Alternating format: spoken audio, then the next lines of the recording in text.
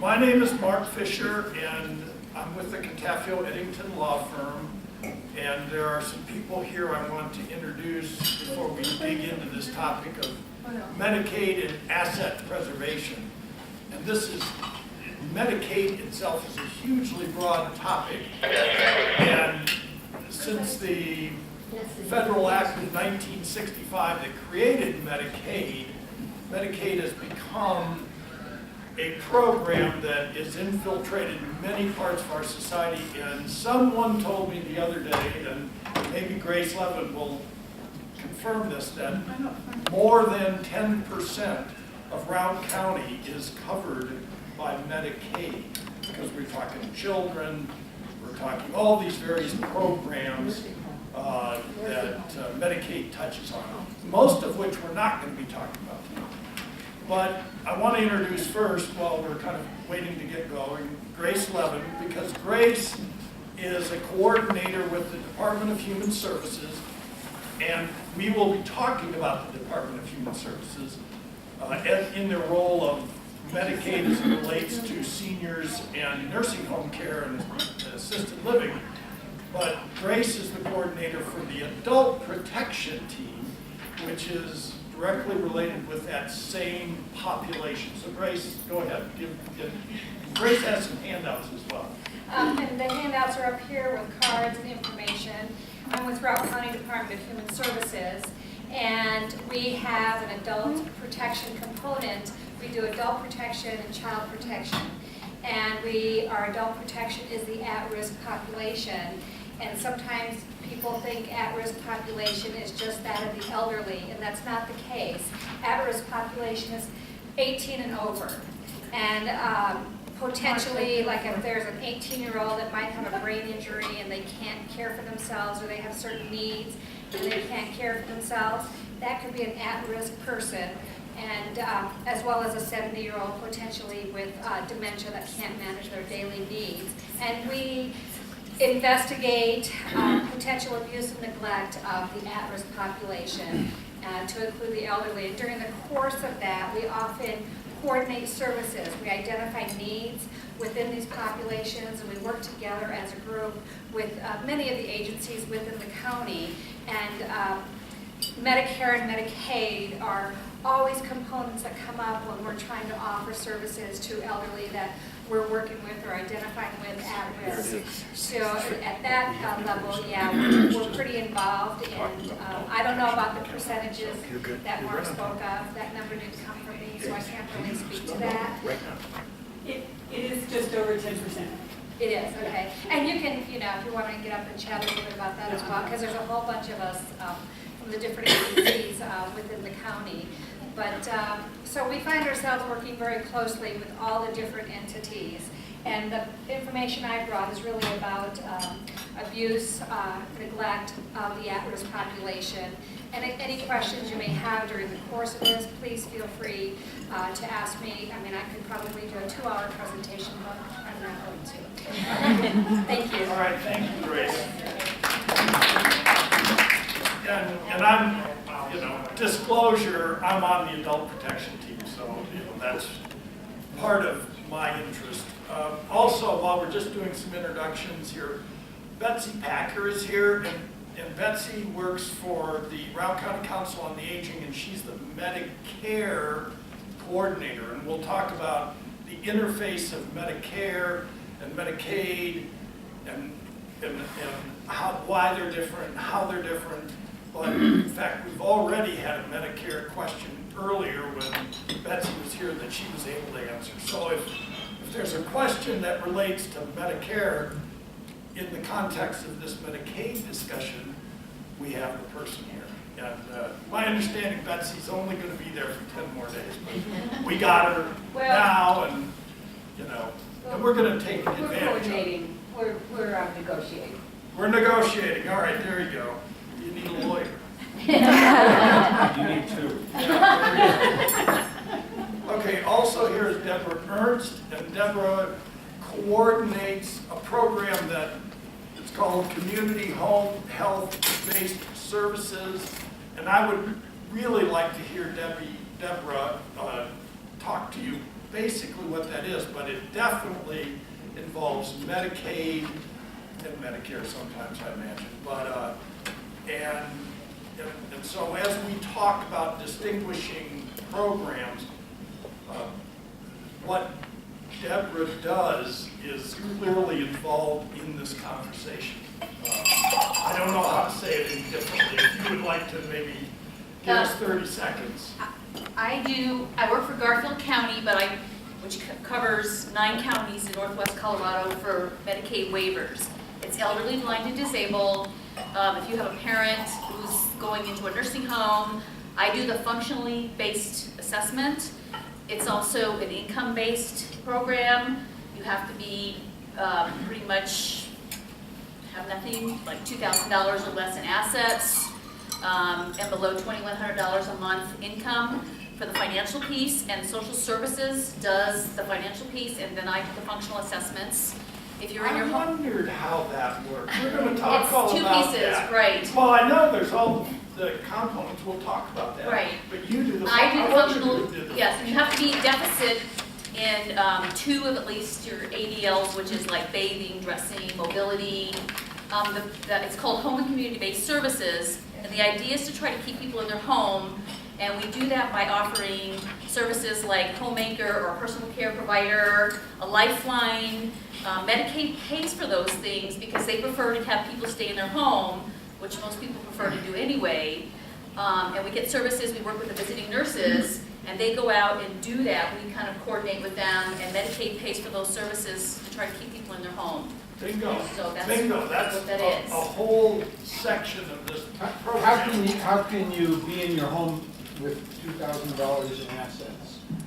I'm not sure. Your home is excluded, your home is excluded. Your home can be, Are there other there's a exclusions? spousal We're gonna get protection, that. like like say your wife has Alzheimer's Yeah. and needs to go into the nursing home, the house is protected, okay? We'll talk about Yeah. all of that and what they call the institutionalized spouse and the community spouse and those distinctions and how it all works. Right. Deborah, thank you so much. And then what a segue into Katie Thiel, who is with the visiting nurse, who coordinates with Deborah Ernst, and also has a whole bunch of functions, the Northwest Colorado Visiting Nurse Association. And by way of disclosure, I've been on that board for a while.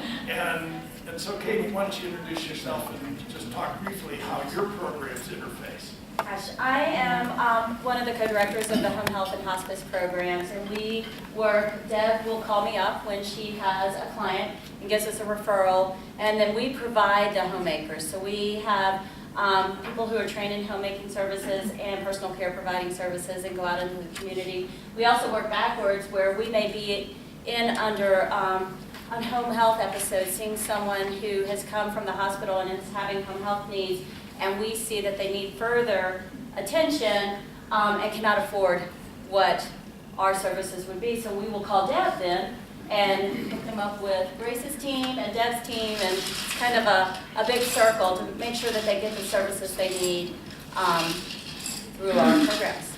And so we have the community health center now as well, so people can go into our community health center, and we have eligibility programs there which will help people figure out if they qualify for Medicaid or what other healthcare services they may qualify for. I mean, these are the professionals. Thank you, Katie. And okay, yes, we do have a private duty program too, so if you don't meet the Medicaid requirements, then we do fee for service. That's great. Which is wonderful, because when I got hurt, they came to my house, helped me take a shower, do things 4 times, that's all I needed, boom, boom. That's the deal. All right, my next introduction is Richard Sansucci. Richard is an attorney in Denver, in our Denver office of Canafio Eddington. He is someone who has taken an interest in this area, has advised people in this area, and he has never been to Steamboat Springs. So this was an excuse, to write off a weekend in Steamboat Springs. I had moose in my yard today, if you want to come by and see them on your way. I can do that.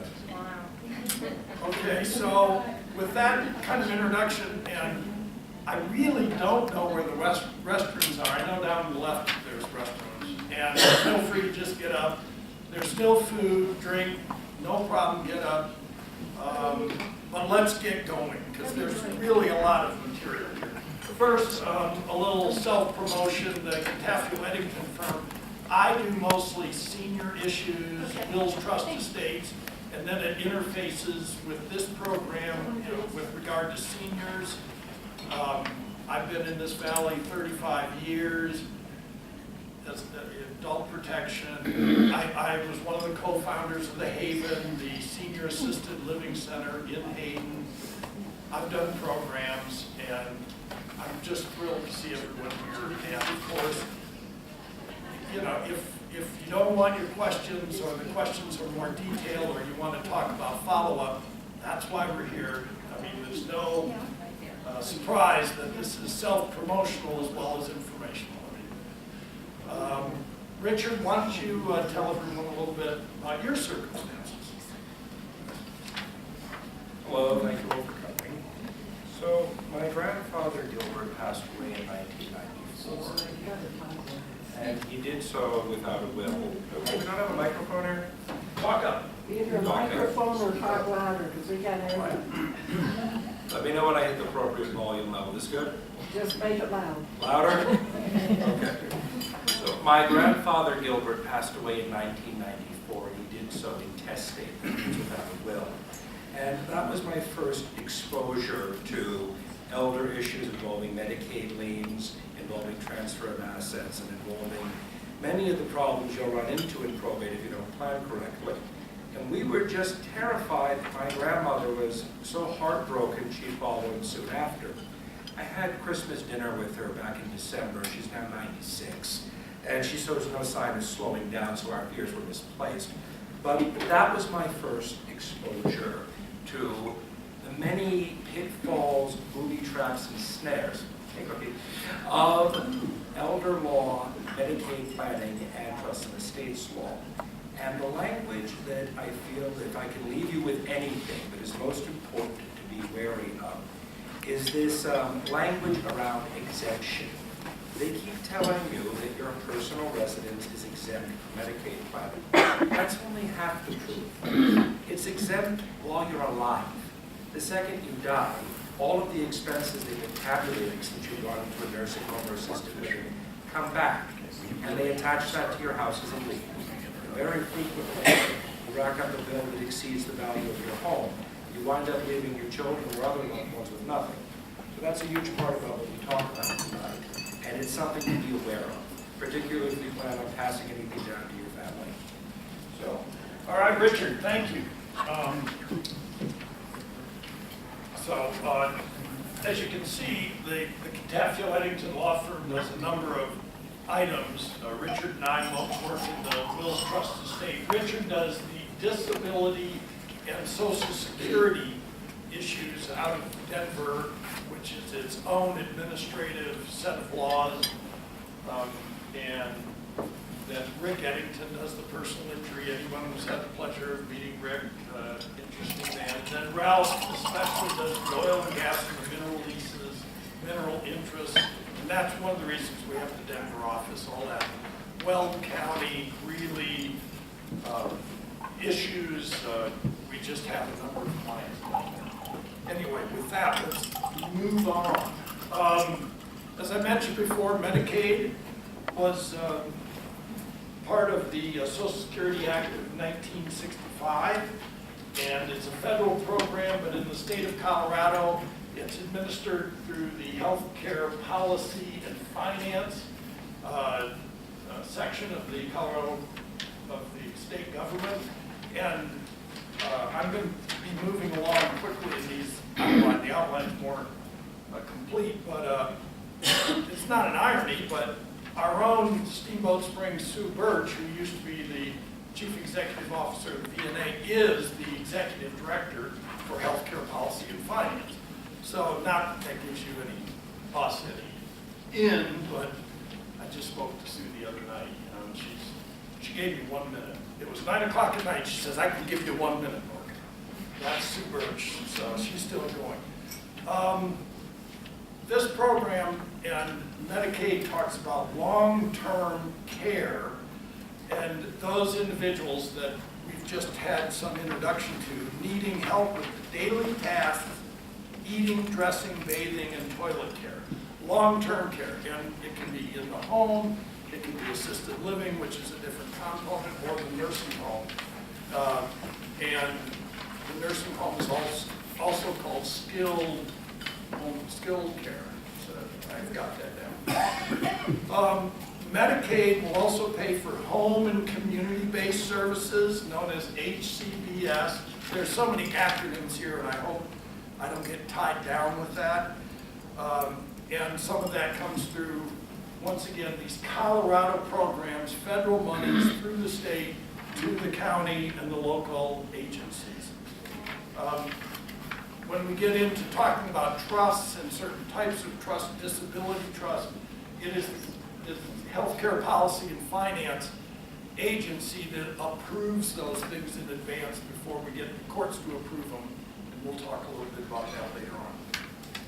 This whole area, because we're talking about billions of dollars, has complex rules. I think the federal rules, run to 500 pages, and I just counted this afternoon, the state regulations are 82 pages or something, and small print, single spaced.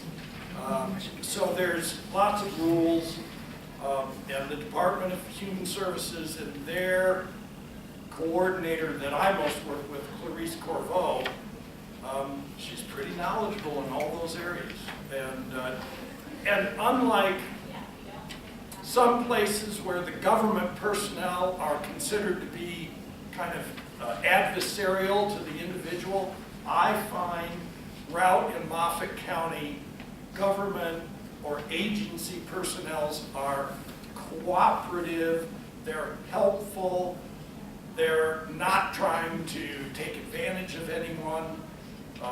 That doesn't mean that lawyers don't have a role in trying to do planning, which we're going to talk about today, but it's not necessarily adversarial, and it shouldn't be adversarial. Anyway, there's lots of rules, and I've set out some things here. I want to just talk, just briefly, nice to see you, Cookie, on long-term care insurance. I'm not a proponent of insurance, but it does apply. But the insurance lobbies in Washington give insurance programs and agencies and entities preferential tax treatments. That's why they have, personally, the biggest buildings in most of the downtown cities in America. But long-term care insurance helps to pay nursing home care, so the government has given some preferences as far as asset qualification, income to the spouse, and we're going to be talking about those, to long-term care insurance. I don't want to go any farther. I've mentioned it here. Talk to your local insurance agent, and I've mentioned the name of Abby Penzak because Abby's somebody that's known. She used to live here, Bob Penzak. She's selling for Genworth Insurance. She's come up here. She's spoken at the Doak Walker Care Center at Casey's Pond, whatever the name is now. She's spoken to other groups about this program, so it's legit. It's just not for everybody, and understand it is insurance. Okay. Comparing Medicare with Medicaid, and this was also briefly talked about, but Colorado has programs that are neither Medicare or Medicaid, but they're through the state, and they get confused in this conversation. There's the Colorado Indigent Care Program through the Denver Health, and that's indigent seniors who are on the Front Range. There's a program to help with mostly cancer, but it could be other, Alzheimer's and other things. That's a government kind of supported healthcare program, but it's not Medicare and it's not Medicaid. And I personally, there's Ralph, hey, welcome. There's Cover Colorado, which is for people who can't get private insurance, adults, but don't qualify for Medicare or Medicaid. Colorado has a program that ends in 10 days because the Affordable Care Act took it over, essentially. But not all states have a program like Cover Colorado that provided health care to those that can't get it other places. I couldn't get it because of my hip transplant. Then there's children's health care and the CHIP program, and the VNA gets involved in this all the time.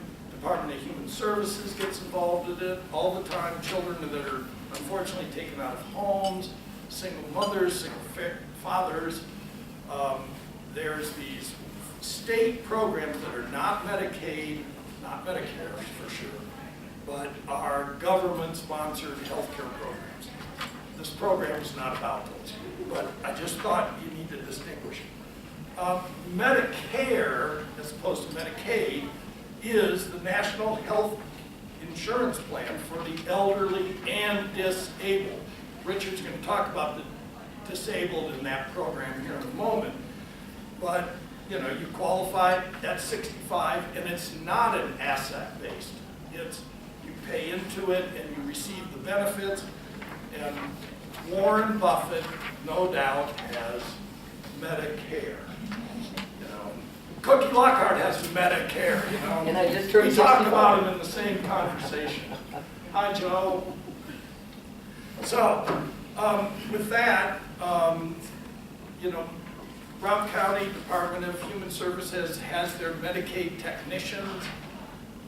You know, if there's questions about qualifications, I mean, I think they're a lead person. I mean, you can call law offices, we'll be charged for our time. With that, I'm going to ask Richard to talk about disability, Social Security, and how that fits into this conversation. Go ahead, Richard. Thank you, Mark. All right, so I have about 100 active disability cases right now, and almost every single one of them came to my office not realizing that all the money that's taken out of your paycheck all those years actually buys you some pretty significant benefits in terms of employment insurance. And if you are under the age of 65 and you have a medical condition that makes it impossible for you to do the line of work you've done your entire life, you may and most likely are eligible for disability.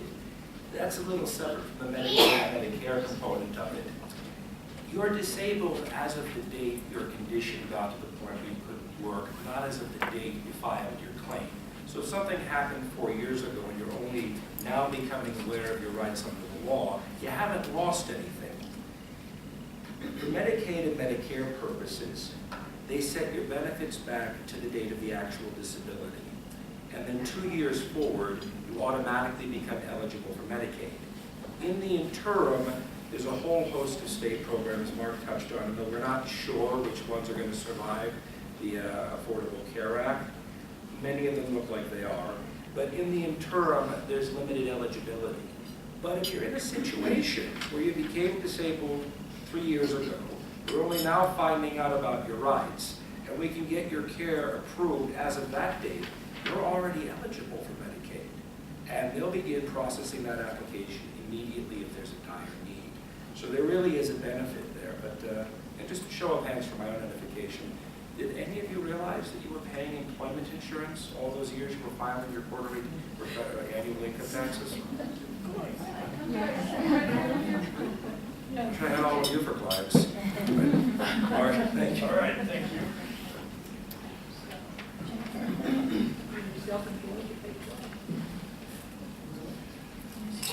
There's Medicare is also available in the hospice context. And hospice is a program that a number of agencies are involved in, but especially the VNA has a large hospice. In fact, the Daffodil program here was a big fundraiser for the hospice program through the VNA. Okay, and we've introduced Deborah because a lot of these programs interface with what Deborah Ernst does as well. All right, qualifying for Medicaid. And I want to just, it's a needs-based program. This means, you have to have limited assets, limited resources. We're going to talk about each of those things, as opposed to Medicare. I just want to mention that when I sat next to Catherine Licken here, who used to be the director of the Department of Human Services here in Rowan County in the 70s, probably the 80s as well, her first comment to me was, "Oh, you're giving a seminar on Medicaid fraud." and that was, but you think of that, asset preservation and Medicaid, somehow you must be trying to take advantage and kind of limit the government in what they're entitled to when the government is paying your nursing home care. Anything but that. In fact, if anything we say leads a person to Medicaid fraud, we've really not done our job. The role is to figure out ways to preserve assets and do it properly and coordinate it with the agencies so that everyone is protected. So Medicare fraud is not at all anything we're talking about. One of the first things, there's 3 requirements in the eligibility, the first being medical necessity, and that's what Deborah spoke about. Let's see where we're at here. Medical necessity, Can you right? go back? Can you What's go that? back to one slide? Yeah. I don't know. Is necessity spelled correctly? Probably not. I know it doesn't matter. Can you believe? I dictated others. Okay, but Did you just do a spell check? you got to show a medical need in order to qualify for Medicaid that we're talking about, which is kind of self-obvious because who would want Medicaid for nursing home or assisted living care if they didn't need it? But there's these other programs where the government and the families want to keep their loved ones in residential care with family. It's cheaper on the government, it's better for the individual, and so the medical necessity component is, I always thought was done by a county technician, but apparently that's kind of farmed out to an agency, and Deb is the hired person that does that, and there we go. But as Deb said, there's a form and it's a checkoff, and most people who fall in this class are known to the caregivers, and it's just a necessary component, but it's really not what we're talking about today, because if you're not medically, if you don't need nursing home or assisted living care or home-based services, then you don't want it. You just don't want it. Income eligibility. Now we're getting into some of the real nuts and bolts. Last year it was 2130. It goes up by a few percentage points depending upon some state or federal inflation factor. So I'm using, for purposes of this conversation, $2,200, and the actual number is derived from taking your SSI, Supplemental Security Income, if you qualify for that, and that's an indigency care program, times 3. So that's the income eligibility component. Now, if you're below that, you qualify, at least on that level. If you're over that, what is we do, and there's the right to set up income trusts through the court system, and this is done with the coordination with the Department of Human Services. This isn't like a trust where you're trying to avoid hiding you're trying to hide your assets or something like that. There's 3 names for it: the Income Trust, the Miller Trust, and the Miller Trust comes from a Colorado case, or the Utah Gap Trust.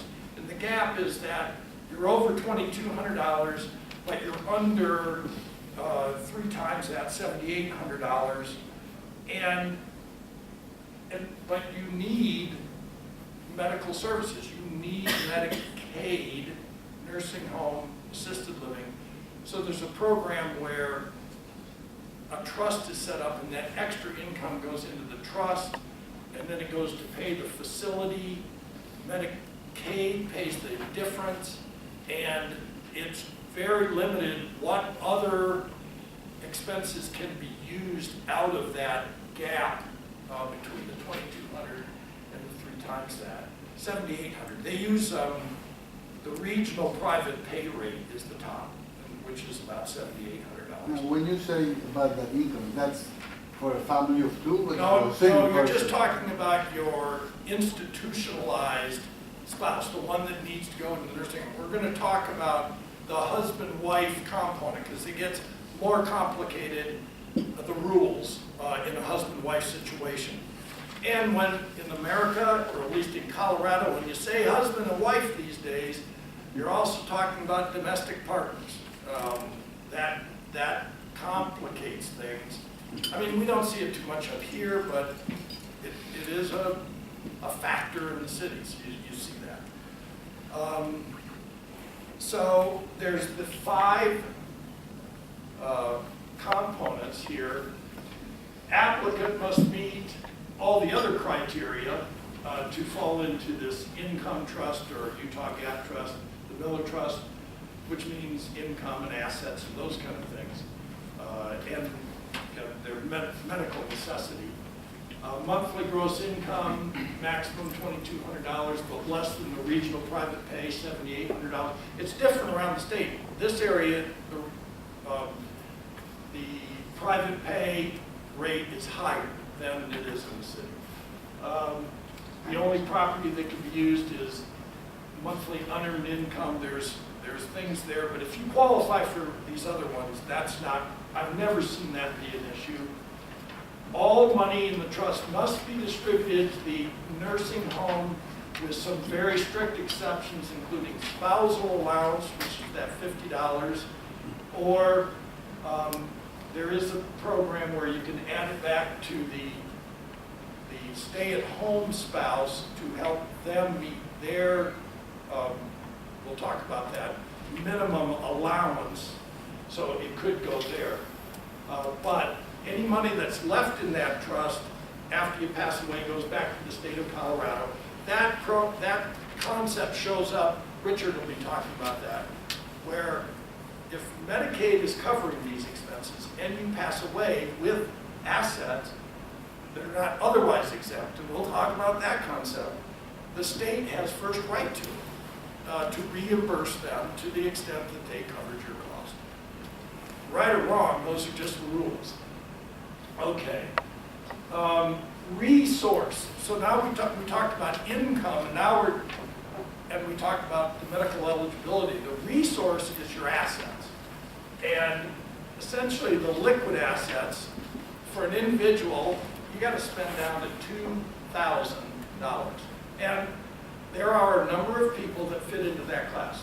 They're elderly, they're in a nursing home, and they've had to spend it down to $2,000, and they qualify for Medicaid to pay a Medicaid rate, which is not the same as the full load for nursing home care. Married couples, $3,000, married couple sharing a room, and this would be married couples both in nursing home care. Married couple sharing a room is $4,000. The term that the state uses is countable resources, and we're going to talk about what those are, but those are assets that would disqualify you from Medicaid. Exempt assets, that definition, are the ones you get to keep. They're exempt, and we're going to go through that whole list. And part of the game, and this is the legal game, is trying to get countable assets over into the column of exempt assets. Because if they're exempt assets, then you would still qualify for Medicaid under this program. This is an area where resource planning is both legal and creates eligibility for an institutionalized person. And I'm not saying Clarice Corvo is going to help you with that, but she understands that and she wants to help people. And it's not like they're going to hide things or try to play games with this. This is the law, and so this is the rules under which we're playing the game. Then there's the concept of a snapshot, like when do we determine what your assets are and your countable resources? And it's when you go in and you make your application, and the snapshot is right at that time, what do you own? And if you qualify, it's my experience that the departments do not come back to check on you at a later date, unless they get some reason to think that there's fraud or that, you're driving around a big fancy car when you didn't represent that or something like that. All right, resource eligibility. Most of an individual's resources and assets are countable. Items that quickly disqualify a person from Medicaid qualifications, the second homes and the condominiums. Mineral rights that have value. You didn't think it had value, then you went to talk to Ralph Canafio. Now it has value and it kicks you out of Medicaid. You can't win for losing. Life insurance with equity. We'll talk about life insurance because you can manipulate the life insurance legally to get it into the exempt class versus the non-exempt class. Stock and bonds funds, life insurance with equity. And then, the limited liability companies, corporate interest in that kind of thing. And revocable trust or trust with retained interest for income and principal. They tightened the screws on this in 1993 and they tightened the screws again in 2006. But Richard's going to talk about kinds of trust that do qualify. All right? Residential property, this was mentioned before, but you get your home and adjacent property is exempt up to a value of $525 plus an inflation factor, maybe, well, $500,000 plus the inflation factor. So you get to keep your home. Now, does that mean, and Richard touched on this, that you qualify for Medicaid, you get to keep your home, you're in the nursing home, does that mean it is exempt from estate recovery or the Medicaid lien? And the answer is no. But we'll talk about the husband-wife situation and the family situation. There's some things that can be done in that context. But at least your home is exempt to that extent. You need to declare an intention to return home, and it doesn't have to be reality-based. It just, and I like it in writing. You just say, yes, I'm in the nursing home, but it is my intent to return home. Bingo. It's accepted, even though everyone knows you're not going back home. Other considerations. Your exemption is lost if you transfer it into the trust. The exemption only works if it's in your name, you and your spouse's names. So, but you can undo that. For a while, when they thought you could put your house in trust and escape this, and they didn't work, you can just deed it back in your name, and then it's exempt. I want to talk briefly about a beneficiary deed. Maybe this is something that I find more fascinating, but beneficiary deeds in Colorado are deeds that you own the property during your lifetime, but at your death it passes, as opposed to joint tenancy where there's co-ownership during your lifetime. So, I like to do this with mineral interests, but you want them during your lifetime, but you don't want to probate an estate over mineral interests, so you put your children on the beneficiary deed so that at your passing, your children take your mineral interests. Fine and dandy, but it would disqualify you, assuming that they're worth more than $2,000 and your other assets, from qualifying for Medicaid. So it's a useful tool, but it doesn't work when it interfaces with Medicaid. maybe that's all a bit obscure, but, Do they still have joint tendency with the right? oh, we're gonna talk about that. And I'm glad you brought it up. Let me see. Oh, motor vehicle, you get to keep your motor vehicle so long as the applicant or a member of the applicant's family, residents, use it for your beneficial purposes. That's basically a statement. We are using this car for the beneficial purposes of our loved one. Bingo, end of discussion. It used to have a value attached to it, $6,500. They took away the value on that. Personal effects, this used to be just brain damage for the department because there was a value on all your personal property. They've done away with that. You get to keep your personal property so long as it's used around the house for maintenance, upkeep, typical household items, furniture, appliances, apparel, jewelry, books, resource materials, musical instruments. It's interesting that they mentioned musical instruments. My wife is a classical flute player, but so she would get to keep her musical instruments. But if you have a separate schedule on your household insurance with items, that might be something that the department might want to look at, because clearly, if you have a Picasso, you don't qualify for Medicaid. But where that line is something that it's not worth taking the time today. But essentially, the department has no interest in your personal property qualifying for Medicaid, which is just simplifies things. Term life insurance is exempt because it has no cash value. Your like whole life and other types where there's a cash surrender value, that would qualify you for Medicaid. That's part of this process of taking one kind of insurance and switching it into another kind so that you qualify.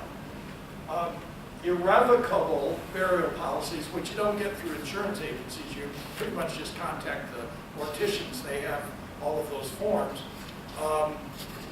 That is exempt, so you can take your cash, spend it down, and get all of your funeral needs taken care of, and you're switching countable resources to exempt assets. Classic kind of restructuring. Burial spaces, grave markers. Grave markers are not inexpensive these days, folks. But if you're a revocable burial policy, and there's not many of them left, they're under that $1,500. The joint accounts, if it's between spouses, it's presumed to be jointly owned equally, like 50%, 50%. If a joint account is owned with a non-spouse, and this gets involved in potential financial abuse of seniors.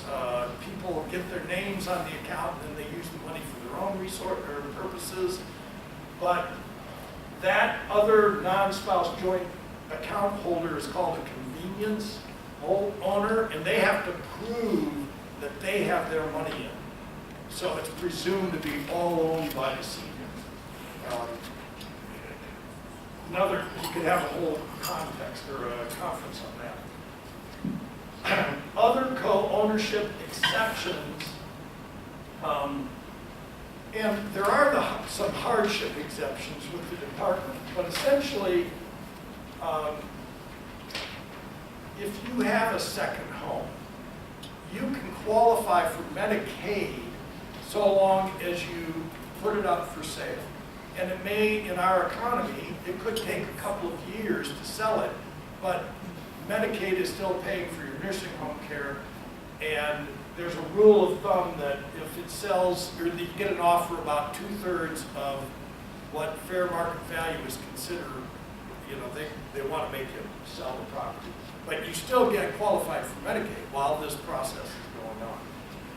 That helps.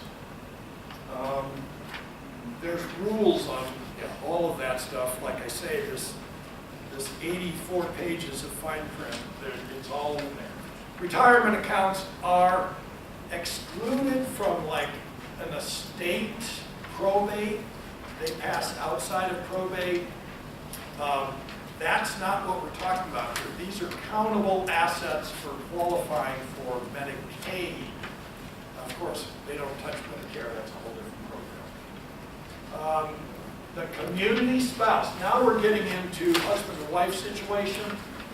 The community spouse, it's not $2,000, they get to keep $116,000. So you can take that joint bank account and switch it over to the community spouse, the one that's staying home, and they will have $116,000, which may not be a lot, but that's the rule. And then that doesn't include exempt assets. But so you can switch that around and take advantage of that.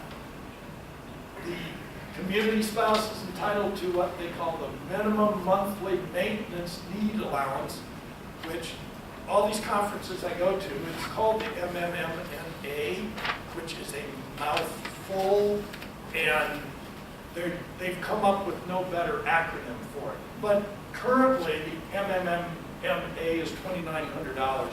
So the community spouse gets to live on $2,900, but not to exceed, we'll have that right here.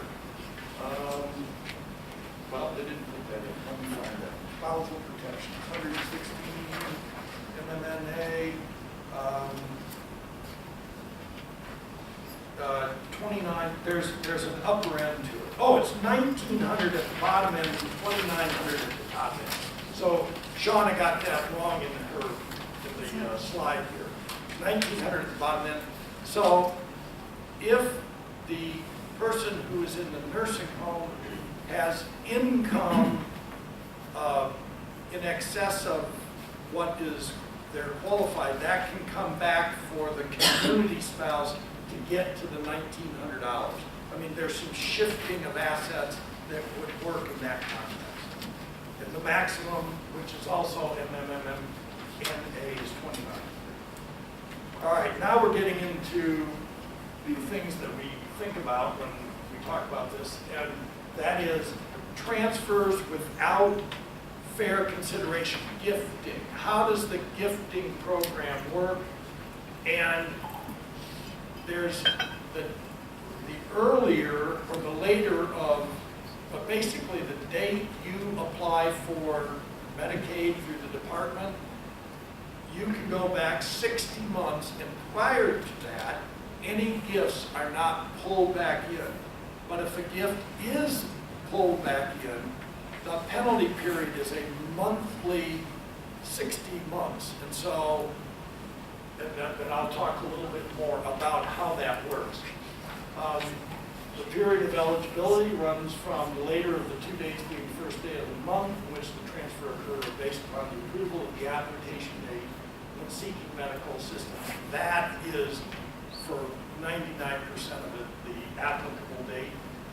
So let's say you gave away $56,000 and there's a monthly average skilled nursing care number, which in the state of Colorado is about 7,000 right now.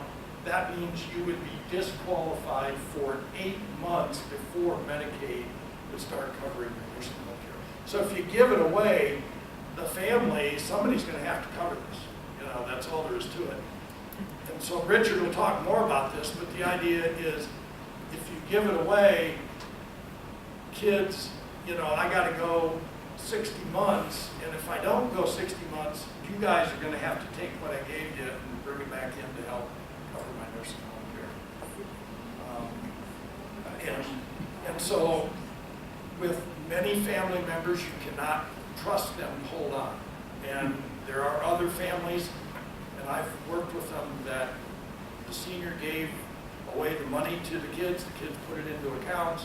They were completely 100% honest with their parents. Okay. Mark? Yes? Did that mean that $56,000, if you gifted that over time, but not right now, but 2, 3, 4 years ago, we're still within 60 months? Yeah. And so that's Yeah, that's going good. to come back, even though it's been several years that you gifted. Right, there's the 5-year rule. I have another question. If you're gifting every year and you're showing that you're consistently doing that, That's, the 13,000 to. Right, that you can- Any number of years. They do not, well, different people look at that differently, but often that is not what they're talking about as far as gifting. Okay. Transfers for less than. so if this person wanted to give 56 and they gave 13 to each of their 12 children, whatever. Right, 13 times 12, Yeah, yeah, yeah. 156. The Yeah. other thing to remember is for spouses, it's 26 because it's double. It's Yeah, if you have a individual. husband and wife. But if you're trying to get your assets down and you give them to your children and you consistently do it every year up to that 13,000, that's not, That's not- give them a penalty. Yeah. Okay. Okay, so now we're back to here. These are huge loopholes. And lawyers like to talk about loopholes, I'm lawyers. But if you have a spouse, that, or a child under 21, or a child who's blind or permanently disabled, and they're living in the home for at least 1 year, the property is exempt even on recovery.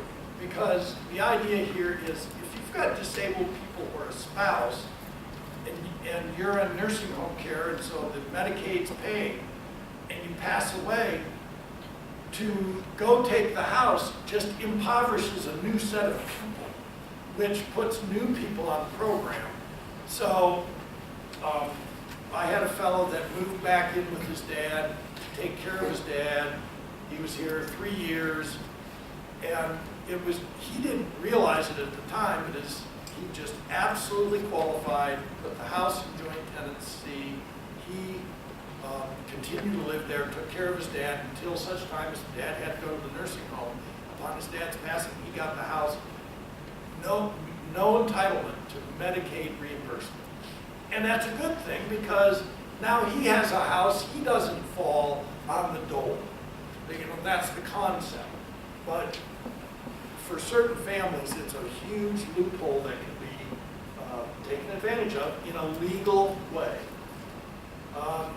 When you have someone taking care of a parent, you've got to document it. You got to go meet with the department and have a file, and they come to the home and see that you're taking care of. People who try to fake it, that's Medicaid fraud, and they will get caught, especially in a small area like this where, the adult protection team that I'm on, we keep track of the at-risk adults out there. And not all of them, we can't keep track of all of them, but we know what's going on. And if you try to get away with it, you won't get away with it long.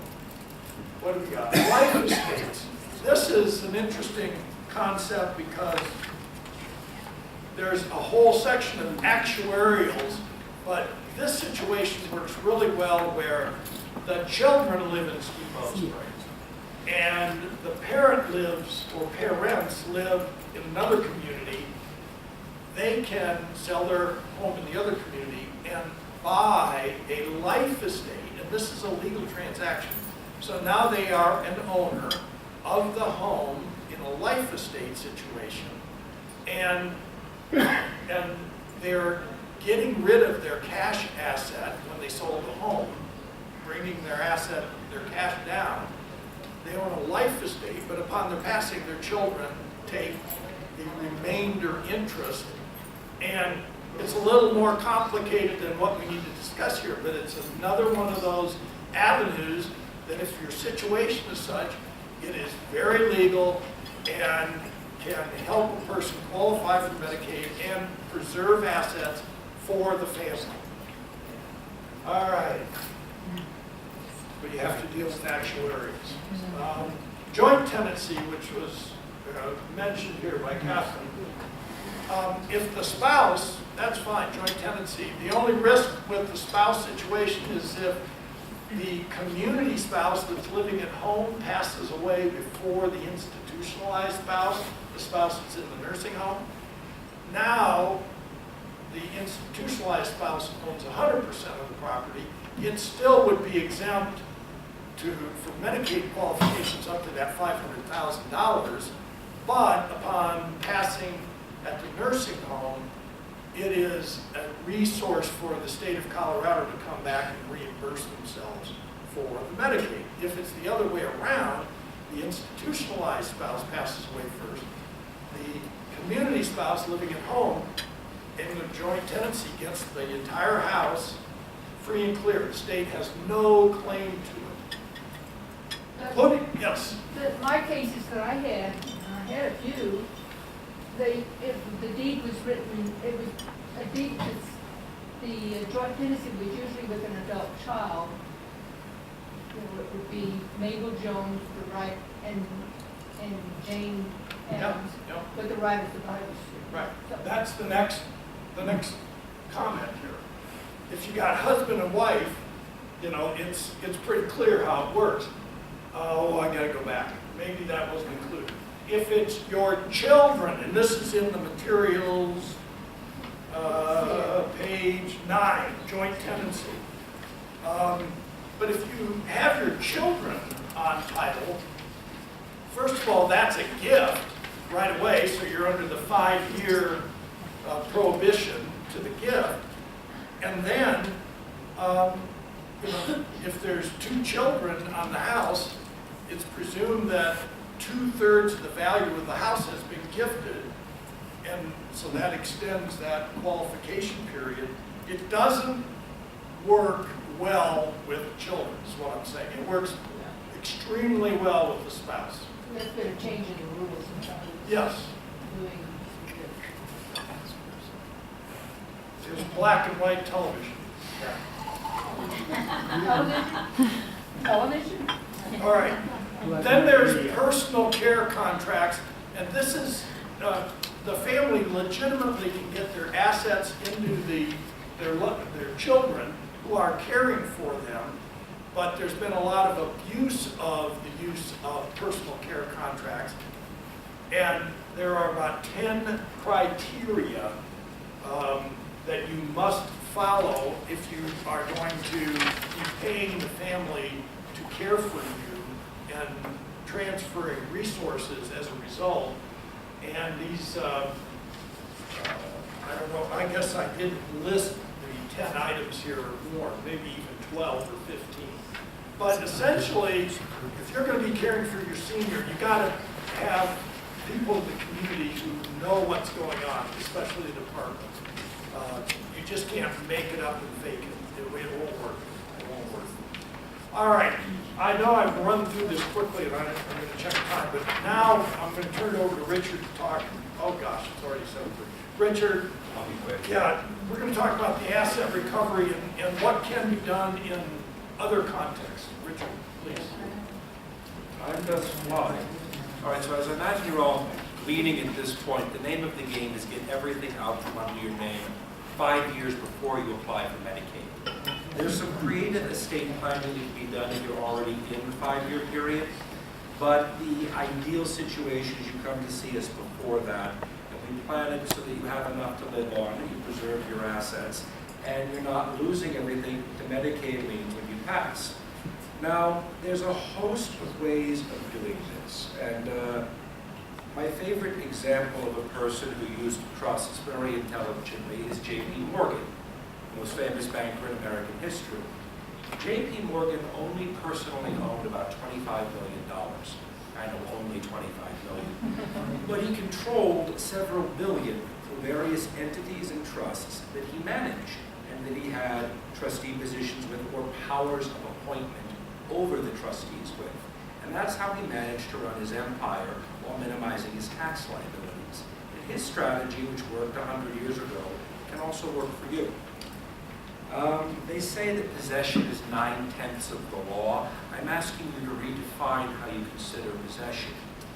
The applicable exclusion amount, for the maximum amount you can give to anything, a trust, a person, family members, during your lifetime is a little over $5.3 million. You can just give that away. And if you do it 5 years prior to when you apply to Medicaid, you don't trigger any of the penalties. So we set up a trust, or the ideal situation is you set up a trust with various provisions in the trust indenture that allow you to control the assets indirectly through a chosen trustee. And you retain over the trust what's called a power of appointment. And what does that mean? It means that if you don't like what the trustee is doing, you just fire them and find someone else. That way you indirectly control for another human being what you've spent your entire life building and avoid all the Medicaid liens and recovery provisions. It gets a little technical and there's a lot of legalese, so I don't want to go too much into it, but that is the general idea.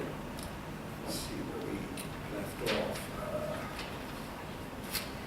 You can set up multiple different variants of a trust for your personal possessions, individual life insurance trusts so that your insurance proceeds, if they have a cash value or not, are maintained outside of your estate. You can pretty much control the entire disposition of your assets and leave yourself enough cash on hand to survive until you go into Medicaid. But these are complex strategies, and the key to it is you have to acknowledge that if you live long enough, we're all going into the nursing home sooner or later. It's just a natural condition of getting older. If you acknowledge that reality and plan for it, you have a lot more control over it than if you just, refuse to deal with it throughout the majority of your life. So there are different trusts we can discuss. I mean, we laid out a few here. Again, the applicable exclusion is extremely high, $5.3 million, and that's something that's 5.35 now. And that ought to be enough to cover your personal residence, your retirement plans, personal property, anything, if you plan in advance. And to a large degree, you can still control what's done with the assets. That's how the trust side of it works. You have to be within the 5-year period before. And if you've already applied for Medicaid, you may want to consider canceling your application, waiting until the period starts over and starting again. And if you're successful in this area, you can transfer everything and escape Medicaid liens. Now, Mark got a colorful, I think you mentioned it earlier, a colorful phone call accusing us of Medicaid fraud. And the distinction is very much the same as the distinction between tax evasion and tax avoidance. If you didn't do anything to trigger a taxable event, you're not evading the taxes, you're avoiding them by not doing anything you should be taxed on. And similarly, if you've already appropriately planned your estate, transferred and sheltered your assets as you should in advance, you're not evading the Medicaid liens, you're avoiding them. And there is an art, there's a subtlety to this, and there is a lot of planning that goes into it. You may ask as a policy question why Congress allows things like this and why these laws exist. I think the straightforward answer is the majority of your congressmen are in fact attorneys and also don't want to pay Medicaid liens. So we're going to have a Q&A at the end of it, and if you have any questions, I do encourage you to ask the specific situations in your own life or family members or concerns you have. And it can be anything from how do I prevent my son from destroying my estate, or how do I qualify or avoid Medicaid liens, or how do I protect myself going forward. We'll spend a good half hour and an hour answering those. So Mark, what are we next in the syllabus here? We still have the planning strategies, what you're talking about, that's up on the board there. Yeah. And so that's, and you just talked about uses of trust, but you might want to just mention those assets. Guess we're supposed to point to it. There we go.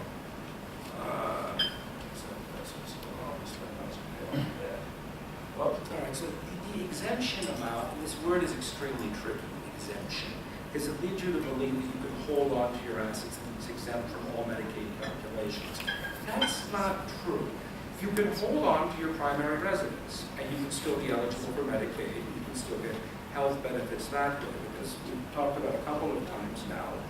The ceiling on how much your home can be worth, too louder? Okay, sorry. The ceiling on what your home can be worth is $500,000, which is a fairly decent home even in Steamboat Springs. But the second you pass away, the whole time you were taking Medicaid benefits, the government is keeping tally of that. And they're keeping tally of that indexed for inflation. And the moment your death certificate is issued, they will slap a lien on your primary residence. And when that house goes for sale, or they may just seize it outright in some instances, they have first pick.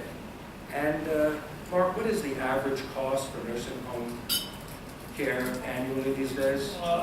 I like to use $9,000 and it's approaching 10.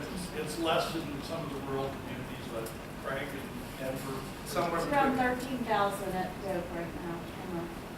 Okay, so what is that? Is it really? Yep. It is 13,000. Yes. Wow. 150. Last year before the new. 10,000 last year, 13,000 this year. So yes, $156,000 a year is what you're going to owe Medicaid if you go into a nursing home facility. And people can live in these facilities for years. So you're in a situation where in the last 5 or 6 years of your life, you can completely annihilate everything you spent the first 75 years of your life building. And if that's a thought that bothers you, or is something you're concerned about, good, you're being rational. And come see me, and we'll help you plan to avoid that. Where are we at next? Exempt assets. This talks about spending down to the point where your cash on hand is under the $2,200 so that you qualify for Medicaid to begin with. And you know, things like home improvements, prepaid burial contracts, where they have a pointer, personal services contracts, or reverse mortgages. You have some familiarity with these things.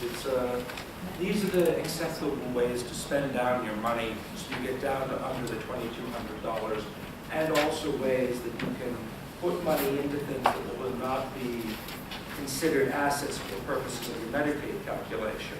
But many of these things, particularly the home improvements and the joint tenancies, that only works while you're alive. If your goal is asset preservation for the next generation, it's an entirely different analysis. Okay, Yusuf, which way am I going with this? Got to figure out how the button works. Okay. Whatever the old trusts. Trusts come in multiple species and varieties, but they all fall into one of two categories. Revocable, which means that you, the grantor who sets up the trust, can just cancel it and take the assets back at any time. And irrevocable, which is what you need to set up if you're going to avoid Medicaid liens. Now, if it's a revocable trust and you can just cancel it and take the assets back, you really haven't given anything. You maintain a complete level of control, and the government is wise in that. If it is an irrevocable trust, you've permanently gifted away, or in some cases sold, but usually gifted away the assets, and they cannot be brought back in for the purposes of Medicaid liens. And as we said a little bit ago, the maximum amount you can gift during your life is $5.35 million. So there's a lot of room in there. If your assets are over that, there are discount systems for homes and brokerages and family limited partnerships we can explore. And that's a subset of estate planning for high net worth people. Most people are going to fall within the $5.35 billion. Once your assets are gifted and they're in an irrevocable trust, they're gone. They're no longer part of your estate. If they're gifted 5 years prior to applying to Medicaid, the situation is completely resolved. They can't go after them at all. Now, the question that is naturally going to arise is, why would you give away everything you have and not retain some level of control over it? And I think that's a reasonable question. The answer is, it's twofold. I touched on it a little bit earlier. You can, in the trust indenture where you give everything away, maintain a power of appointment over who runs your affairs for you, who the trustee is. And there are professional companies that do nothing but this, usually divisions of respected banks. We have a relationship with American National Bank, now A&B, and they will manage your entire estate for you consistent with your wishes.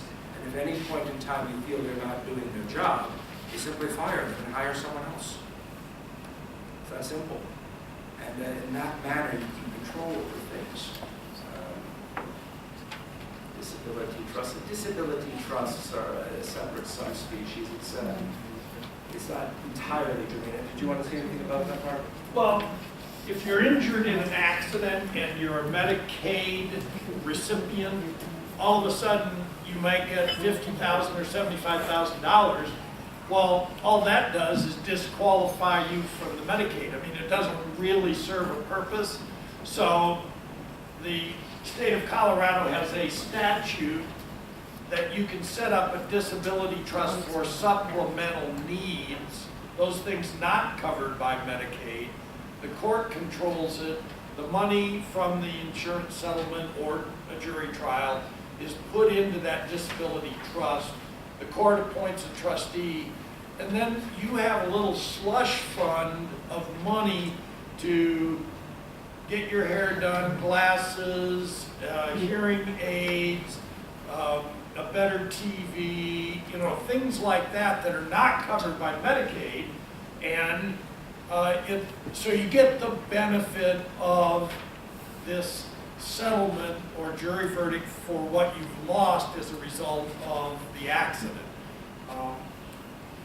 It's great. We do them in our office and they work, but I just want to mention it. Dental care, also a big thing. You can rack up a huge bill on that, and it's a great thing to have a disability trust for. All right, third-party trusts.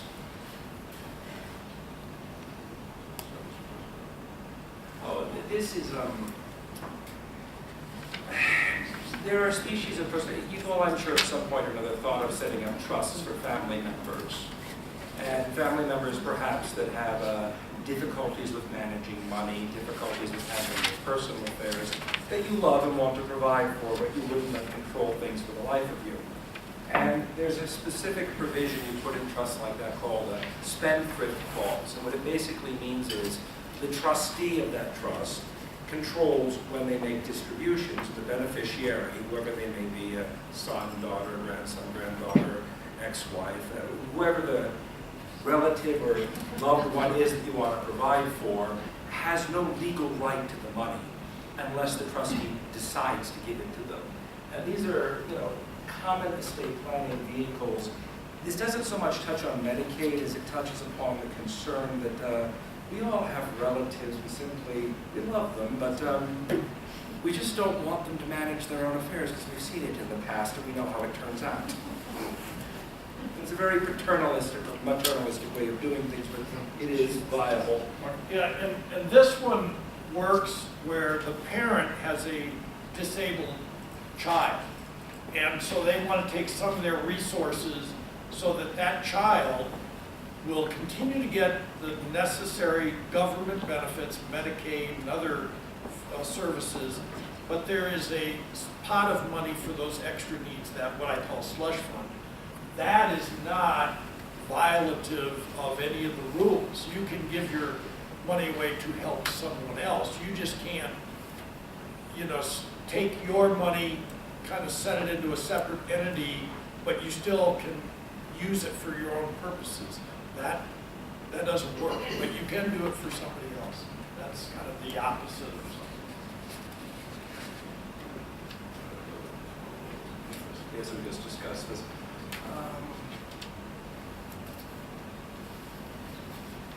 That's what you were talking about. Yeah, the irrevocable trust with a power of appointment. Am I really that quiet today? Yes. Sorry. Irrevocable trust with the power of appointment. That's the magical language that allows you to keep control over the disposition of the assets and yet still get it out of your name for Medicaid planning purposes. The QPERT, okay, so we talked about the exclusion amount being $5.35 million now. For those individuals that are fortunate enough to have more money than that or more assets than that and who need to plan accordingly, there are some very specialized estate planning tools. And I'm only going to touch on this one lightly because it's relevant to a degree, but you can have what's called a qualified personal residence trust.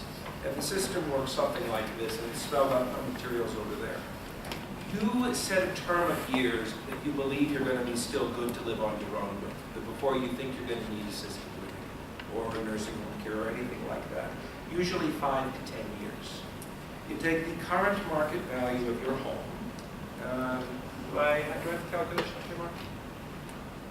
No. The example that's in the reading materials Last page.